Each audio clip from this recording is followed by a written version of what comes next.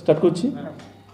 আচ্ছা, last 20 December আমাদের BLRO Egra 1 একটা লিখিত অভিযোগ করেন, সেটার ভিত্তিতে আমরা একটা কেস রেজিস্টার্ড হয়, যেটা মূলত ছিল যে একটা সরকারি জমি, যেটা আমরা বলি যে খতিয়ান 1, যেটা তার আন্ডারে থাকা জমি, সেটা বৈধ অনুমতি বা প্রক্রিয়াটা না ফলো করে কম্পিটেন্ট যে অথরিটি তাদের অনুমতি না নিয়ে সেটা হস্তান্তরিত হয়, মানে লিজ আউট হয় বা ট্রান্সফার হয়, এবং তার naturally it resulted in loss of government revenue.